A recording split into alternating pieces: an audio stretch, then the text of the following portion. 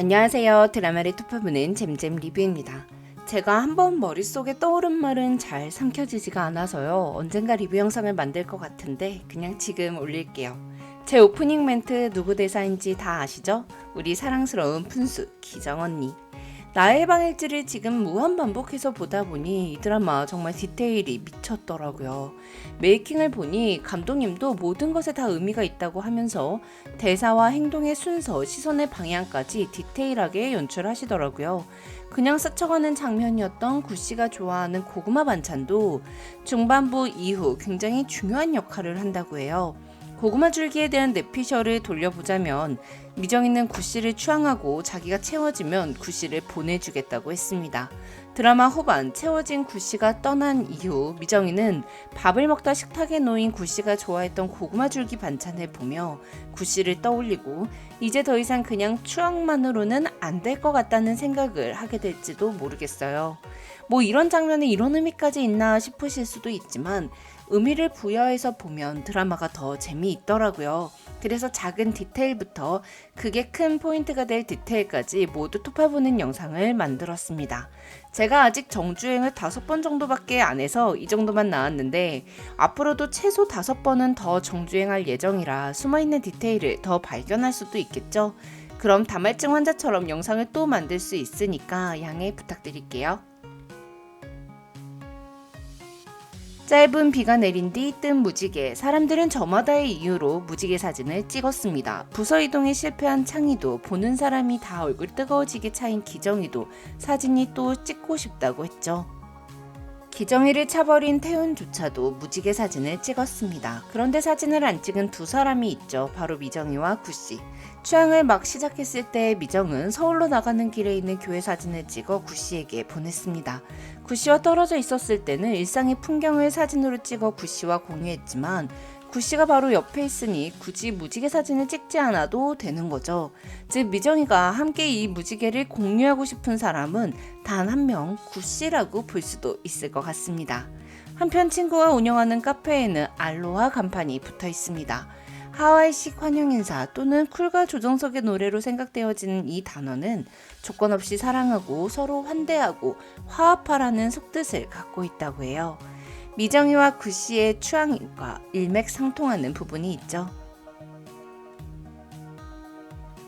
왜 미정이는 구씨에게 취향하라고 했을까? 이름도 모르고 어디서 왔는지도 모르고 늘 술에 찌들어 있는 알코올 중독자 같아 보이는 구씨는 사실 좀 무서워 보이기도 하잖아요. 그런데 미정이는 구씨에게 자신을 취향하라고 합니다. 슈퍼아주머니의 말씀처럼 그저 구씨의 인생을 구원해주고 싶다. 이런 감정 하나로만 생각한 일은 아닐 거예요. 겨우내 집에서 술만 마시던 구씨를 불러내 일거리와 밥을 주며 보살핀 미정이 부모. 어느새 7월이 오고 겨울, 봄, 여름 세 계절이 지나는 동안 9시까지만 나오면 된다고 말해도 7시에 나오며 묵묵히 일하는 구씨. 말없이 일만 하지만 아버지에겐 예의 바른 구씨에게 미정이는 눈길이 갔던 것 같습니다. 또한 미정이는 약 1년간 구씨와 한상에서 밥을 먹고 주말마다 밭일을 같이 하며 구씨가 자신과 같은 부류라는 걸 느꼈을 거예요. 처음부터 묘하게 끌리고 있었을지도 모릅니다. 남자로서의 끌림보다는 인간으로서의 동질감이 더 맞을 것 같긴 한데요. 미정이는 말을 많이 하는 것에 피로감을 느끼는 인물이죠. 1회 구씨의 첫 등장은 파밭이었습니다. 아무 말 없이 팔을 뽑고 밭에서 야참을 먹고 혼자서 산을 바라보며 커피 한 잔을 마시는 구씨. 그 어떤 불필요한 말을 하지 않는 사람들. 보는 우리는 그 고요함이 불편하고 어색했을지 몰라도 미정이에게는 구씨의 그런 고요함이 너무나도 편하게 느껴졌던 거죠. 그러다 우편물을 대신 받아달라는 미정이의 뜬금없는 요구를 아무것도 묻지 않고 성실히 수행해준 구씨.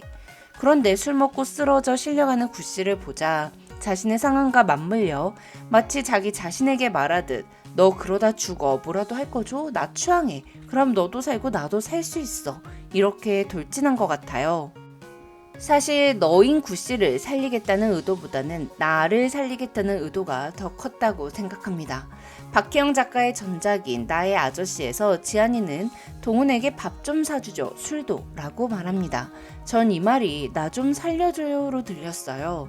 누군가에게 도움을 요청해 본 적 없던 지한이가 찾아낸 말이 밥 좀 사주죠였던 거라고. 그리고 전 추앙해요. 이 말도 날 좀 살려줘요로 들리더라고요. 창의 말에 따르면 미정이는 바로 앞에 절벽이 있어도 돌진하는 사람이라고 했잖아요. 자신이 추앙하라고 했을 때 구씨의 반응은 생각해보지 않고 일단 그 순간 저지른 것 같습니다. 미정이가 바라보던 세계는 항상 막혀 있었습니다. 전철은 물론이거니와 택시와 버스 모든 창문이 다 닫혀 있었죠. 그리고 미정이의 추앙 제안 이후 구씨가 버스 온다고 뛰라고 했던 사마. 버스를 탄 미정이가 바라보는 세계는 창으로 막혀 있지 않았습니다. 열린 창문으로 바람이 통하고 숨이 트이고 호흡을 합니다. 미정이를 비추는 햇빛이 미정이를 생기 있게 만들죠. 그리고 6회 구씨가 아이스크림 취향을 했던 날 구씨의 부엌 식탁에 앉아있는 미정이.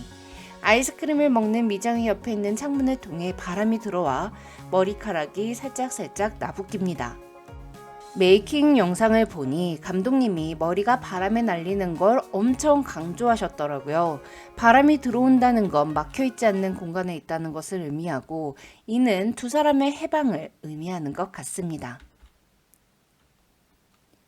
이 드라마에서 가장 많이 등장했던 장면은 밥을 먹는 것과 출퇴근을 하는 장면일 것입니다.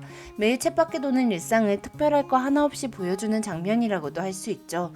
특히 식사 장면과 출퇴근 장면에서 배우들은 거의 대사가 없습니다. 그냥 무미건조한 시간을 흘려보내죠.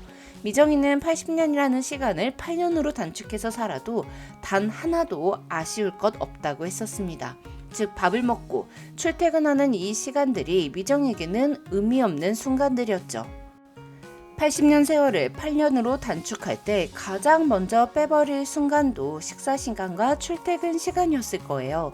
보기만 해도 지치는 여름의 장렬하는 태양 속 늘 같은 퇴근길은 미정이가 힘들게 견뎌내는 시간들이었습니다. 이런 건태로움과 일상의 고단함을 이겨내는 방법에 대해 박 이사는 사랑이라는 키워드를 꺼냈어요. 사랑하는 한 지칠 수가 없다고요. 구씨랑 돈가스를 먹었던 그 이후부터 미정이의 일상은 모두 조금씩 특별해지기 시작합니다.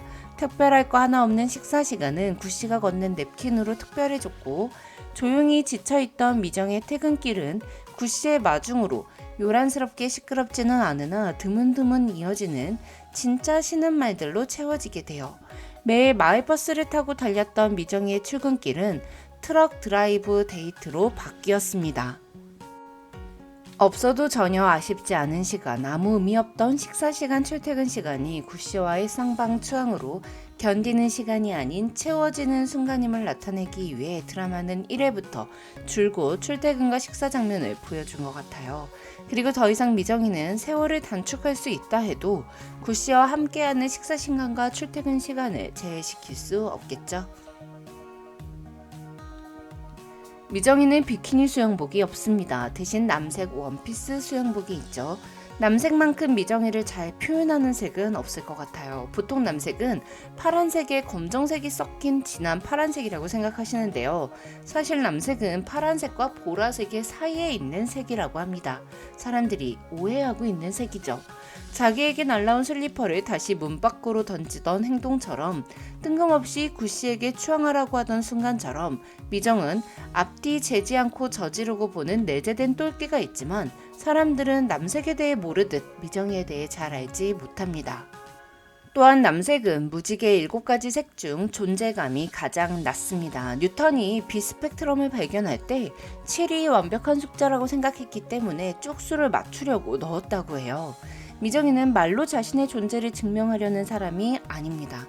그래서 남색처럼 존재감이 흐릿해 보이는 사람 중 하나죠. 하지만 남색은 알지 못하는 무언가가 있는 깊은 바다, 심해를 떠올리게도 합니다. 심해는 깜깜하고 깊고 조용하다 못해 적막한 곳이죠. 아무것도 보이지 않아 무서운 곳이면서도 그곳의 고요함이 누군가에게는 평온함을 줄 것 같은 느낌이에요. 그래서 구씨는 심해 같은 미정이를 보면 쫄게 되면서도 미정이 옆에서는 편안해지는 것 같습니다. 지금까지 드라마를 토파보는 잼잼 리뷰였습니다. 감사합니다.